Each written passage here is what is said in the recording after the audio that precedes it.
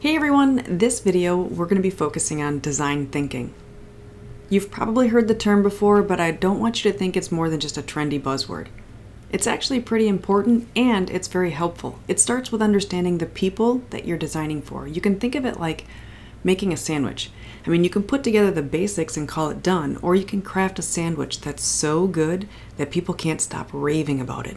For our bookstore project, it means understanding the emotional connection that customers have with the physical store and figuring out how to replicate that or even improve on it with an online experience. So today I'm going to focus on understanding design thinking, and I want to focus on how it's a human-centered design and that it's an iterative process. I want to go over the importance of empathy because that's what's going to shape our design process. And then I'll talk about how design thinking actually enhances Agile by adding a layer of creativity and user focus. So when it comes to design thinking, it's all about considering what could be possible rather than sticking to just what's known. It's kind of like less of a straight road and more of a winding path, but a lot of the times you're going to find that that's where that magic happens. So design thinking rests on a few key principles. There's empathy, ideation, and prototyping. So you're going to start by understanding what the issue is, then you sort of broaden your thinking, and then you pursue whatever the best solution is. We're going to look at each one of these in detail.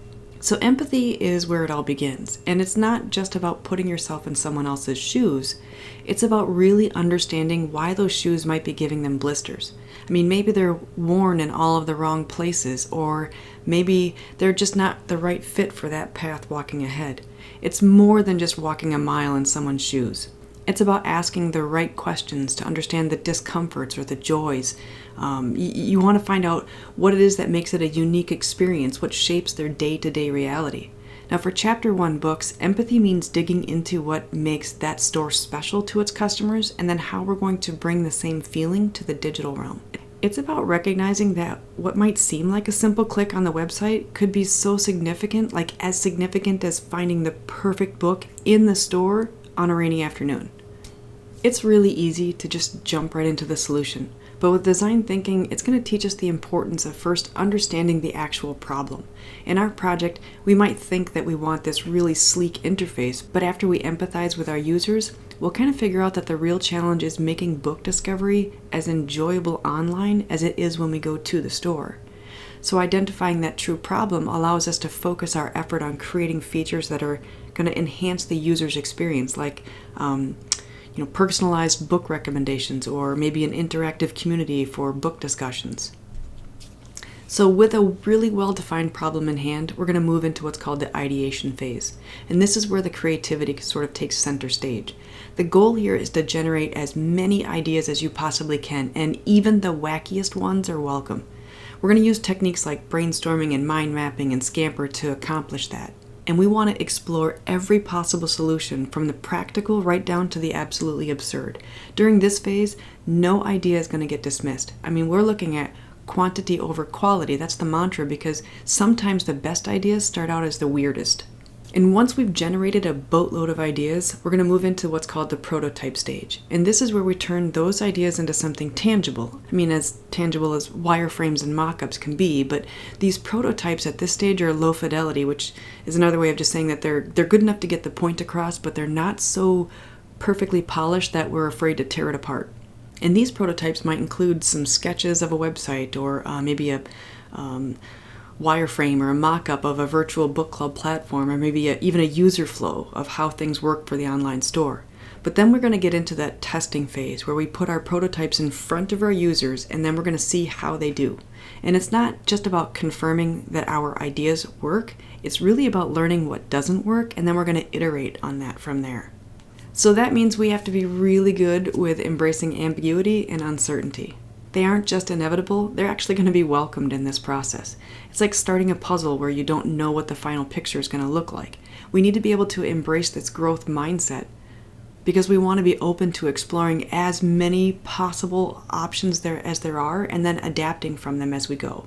So design thinking uses what's called the double diamond model. And basically what we're looking at here is we're alternating between expanding our thinking, it's called divergence, and then narrowing it down, and we call that convergence. In the divergence phase, which is this first one, We're going to gather as much information as we possibly can. We're going to generate all of those ideas. We're going to cast like a really wide net. And then in our conversions phase, we're going to refine those ideas and focus on the most promising solution.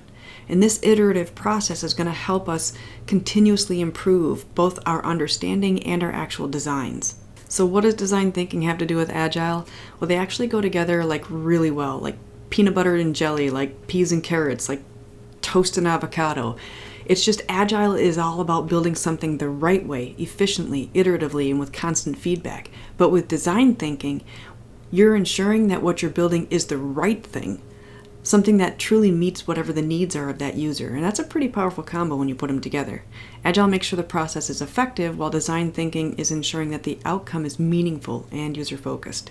When it comes down to it though, this is a team sport. It's definitely not a solo mission. We're wanting to encourage cross-disciplinary collaboration, so we want to bring together different perspectives to create more innovative solutions. Now you're going to be working with many stakeholders and departments, so you're not going to build something from one group's perspective. I mean, even though we're not going to be working in teams for this course, that collaborative spirit of design thinking still needs to apply.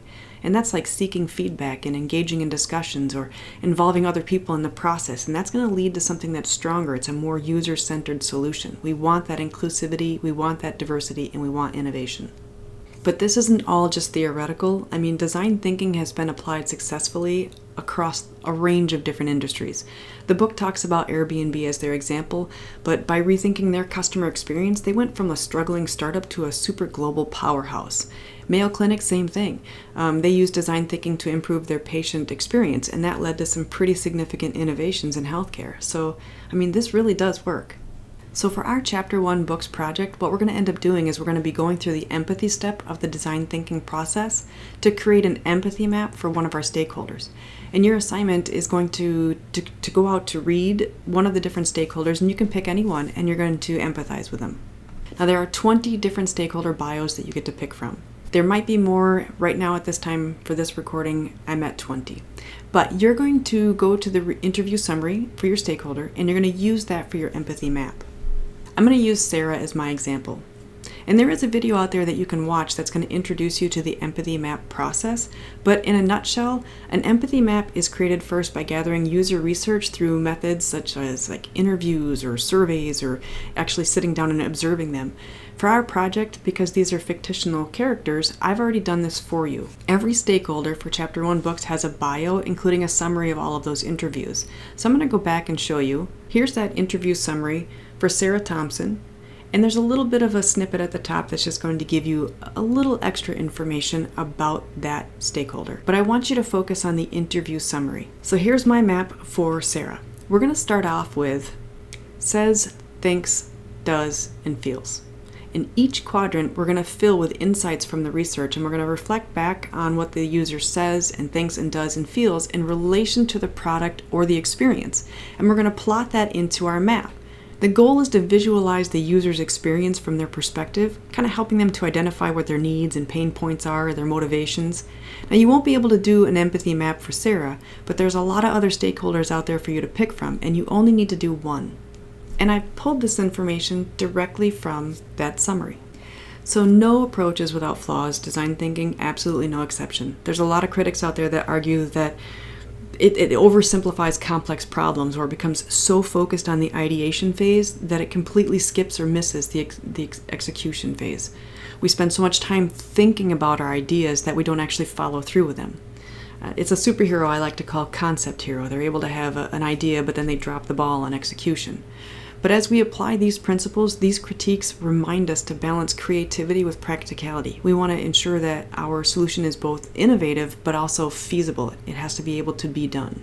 Now that's all I have for you in this video, so I really want you to go out there now and solve some real problems.